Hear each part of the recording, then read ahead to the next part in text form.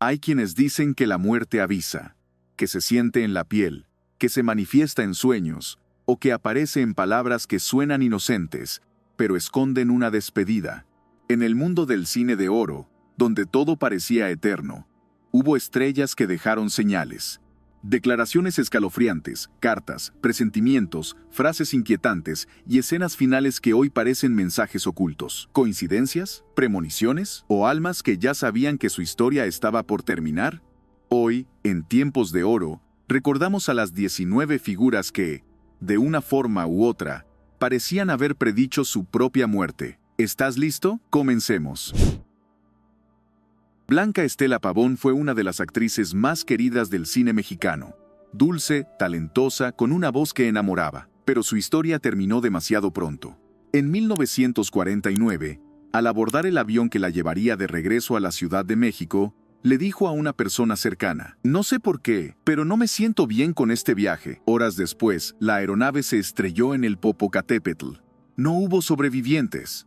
Esa frase quedó grabada como una advertencia sin respuesta, como si su cuerpo lo supiera antes que nadie. Tenía apenas 23 años. Su muerte paralizó al país y dejó la sensación de que ella, de alguna forma, ya lo había sentido venir. María Félix no temía a la muerte, la enfrentaba como todo en su vida, con elegancia, desafío y control. En una de sus frases más recordadas dijo: «Quiero morirme un 8 de abril como nací». Y el destino o algo más se lo concedió. Murió exactamente el mismo día que nació, un 8 de abril, a los 88 años. Muchos lo tomaron como una simple coincidencia, pero quienes la conocían sabían que doña Bárbara no decía nada al azar. En sus últimos años hablaba con frecuencia del tiempo, de los ciclos que se cierran, de irse cuando todo está dicho. Ese día, en su casa de Polanco, simplemente dejó de despertar. No hubo enfermedad prolongada, ni hospital, ni adiós dramático. Solo silencio, como si ella misma hubiera elegido su salida, justo como lo había anunciado. Pedro Infante no solo fue el ídolo de México, fue también un hombre que jugaba con la idea de la muerte como si la conociera bien.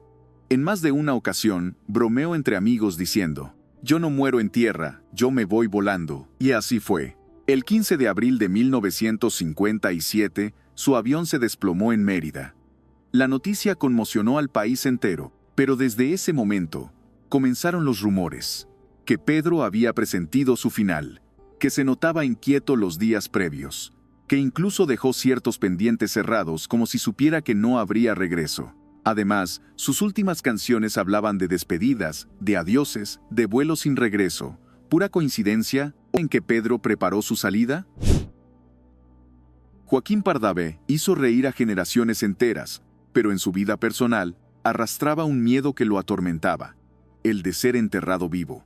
Sufría de catalepsia, una condición que podía simular la muerte, y por eso dejó escrito, más de una vez, que revisaran bien su cuerpo antes de sepultarlo. «No me entierren hasta que estén seguros», decía. Murió en 1955, y según la leyenda, no se respetó su voluntad. Se dice que fue enterrado prematuramente. Años después, algunos trabajadores del Panteón afirmaron que su ataúd tenía señales extrañas, como si alguien hubiera intentado salir. ¿Leyenda urbana? Tal vez. Pero cuando el miedo te acompaña en vida, a veces también después. Columba Domínguez fue la musa de Emilio "el Indio" Fernández, pero también una actriz con una presencia imponente y una vida llena de altibajos. En sus últimos años, ya alejada del cine, solía repetir una frase en entrevistas: «Yo ya cumplí mi ciclo, ya di lo que tenía que dar». No hablaba con tristeza, sino con una calma extraña, como quien ya está lista para el final. Se volvió más reservada, más introspectiva, como si estuviera cerrando capítulos en silencio. Cuando murió en 2014, muchos recordaron aquellas declaraciones, y fue inevitable preguntarse: ¿realmente lo presentía? ¿O simplemente estaba en paz con un destino que ya no temía? Ramón Gay tenía una carrera en ascenso. Era galán, admirado, talentoso. Pero poco antes de su trágica muerte, le confesó a un amigo cercano: «No sé por qué, pero siento que algo malo me va a pasar». Días después, fue asesinado en plena calle por el exesposo de la actriz Evangelina Elizondo, con quien mantenía una relación. La historia oficial habla de celos, impulsos y tragedia. Pero algunos creen que Ramón ya lo presentía, que había recibido amenazas, que sabía que estaba metido en algo más profundo de lo que aparentaba. Sus palabras quedaron grabadas como una advertencia ignorada, como si su final ya hubiera sido escrito, y él solo estuviera esperando el último acto.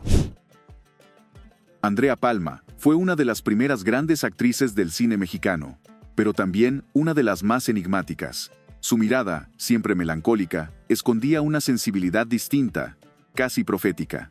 En sus últimos años, se alejó del medio y comenzó a escribir compulsivamente, cuadernos enteros, poesía, cartas, reflexiones, pero nunca mostró nada de forma pública.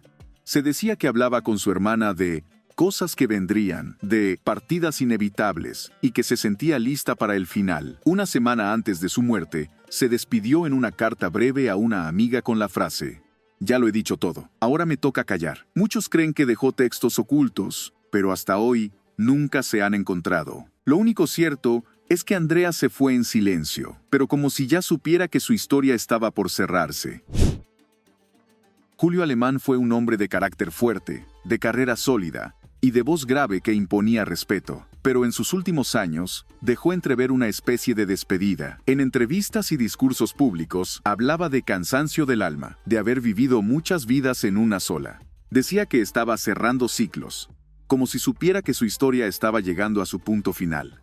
Poco antes de fallecer, se despidió de varios colegas con abrazos largos, palabras pausadas, de esas que se sienten como un adiós de verdad. No hubo enfermedad larga ni drama mediático, solo una salida discreta, pero cargada de señales. Julio se fue como vivió, con fuerza, pero en silencio, y dejando la sensación de que ya lo sabía.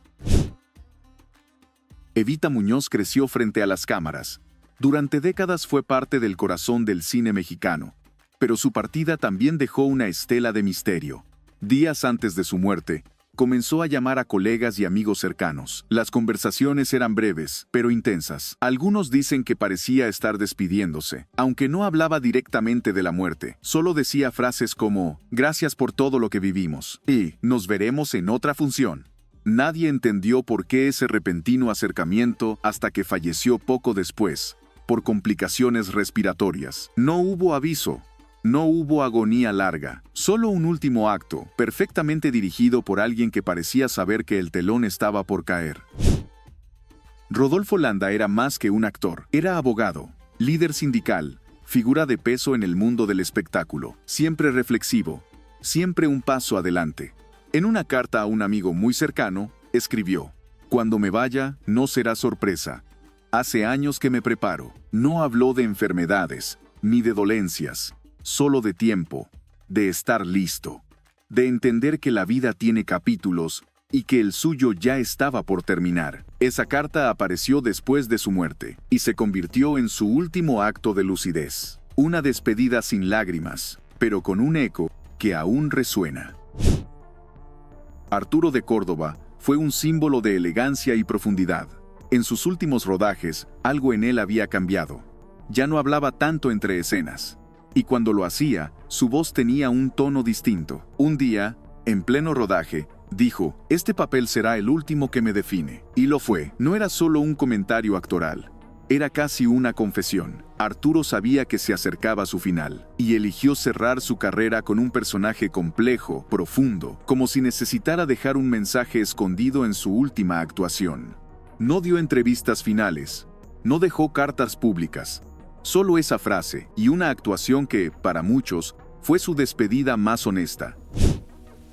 Rosita Arenas fue una belleza discreta y elegante del cine de oro, siempre reservada, siempre correcta, pero tras alejarse del medio, comenzó a escribir cuentos, pensamientos y fragmentos personales que nunca publicó del todo. Entre sus escritos había frases inquietantes. «A veces siento que ya he vivido lo suficiente. No es miedo a morir, es cansancio de vivir». No hablaba de enfermedades, ni daba señales de depresión. Solo una sensación de despedida pausada, como si cada palabra fuera parte de su retiro definitivo. Murió años después sin grandes titulares. Pero quienes leyeron sus textos sabían que, de alguna manera, ella ya se había ido desde mucho antes. Mapita Cortés llegó como un relámpago al cine mexicano. Brilló rápido, fuerte, y luego se apagó. Durante años, cuando le preguntaban por su retiro, respondía con una sonrisa enigmática: mi adiós ha sido lento pero firme. Estoy diciendo adiós desde hace tiempo. Y su última aparición pública fue distinta. Más seria, más emotiva, vestía de blanco, hablaba con gratitud. Se despidió del público con un breve: gracias por recordarme. Poco después, desapareció del ojo público definitivamente.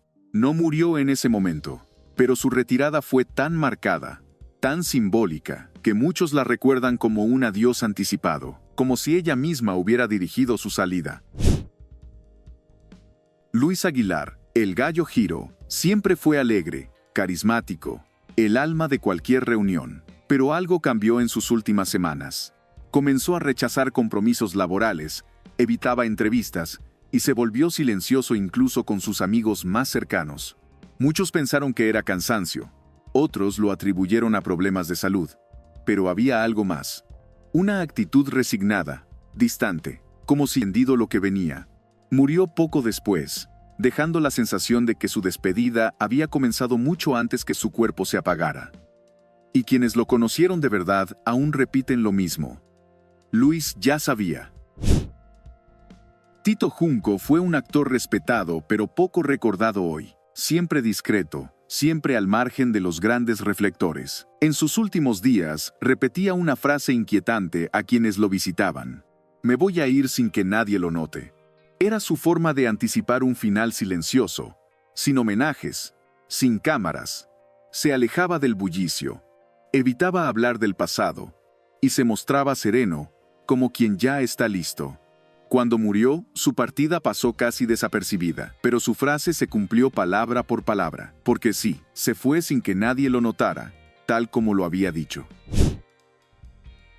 Fernando Soler era el patriarca de una dinastía artística, actor entrañable, lleno de sabiduría, y dueño de una mirada que transmitía paz.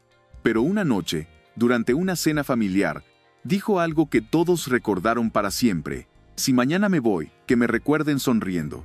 Ya lo soñé tantas veces. Fue una frase suelta, espontánea. Nadie la tomó en serio en ese momento. Pero semanas después, Fernando partió de este mundo. Tranquilo, en casa, sin drama. Sus palabras quedaron como una especie de bendición. Como si su despedida ya estuviera escrita, y él solo la estuviera aceptando con una sonrisa. Miroslava Stern fue una de las mujeres más bellas y enigmáticas del cine de oro. Su mirada triste parecía esconder más de lo que decía. Y en su final, todo eso cobró sentido. Antes de morir, dejó una carta. También objetos cuidadosamente acomodados. Una rosa, una fotografía, un perfume. Todo colocado como si estuviera preparando una escena. Su última escena. La versión oficial habló de suicidio por un amor imposible. Pero hay quienes afirman que fue silenciada. Que su muerte fue más que una tragedia romántica. Y lo más inquietante, su última película, Ensayo de un crimen, tiene escenas donde literalmente actúa su propia muerte. En una secuencia que, al verla hoy, resulta casi imposible de ignorar. Fue como si Miroslava no solo lo supiera, sino que lo hubiera interpretado antes de vivirlo. Andrés Soler fue el rostro de la experiencia, del consejo sabio, del adulto que guía, pero también fue un hombre profundamente espiritual, introspectivo y muy consciente del paso del tiempo. Poco antes de morir, durante una conversación familiar, dijo: «Estoy listo para descansar. Ya soñé cómo se sentía irse». Nadie entendió del todo a qué se refería. Pero quienes lo conocían sabían que sus palabras no eran al azar. Era un hombre que había visto partir a muchos, que había vivido de cerca la muerte de sus hermanos y que sabía que el suyo era el último acto.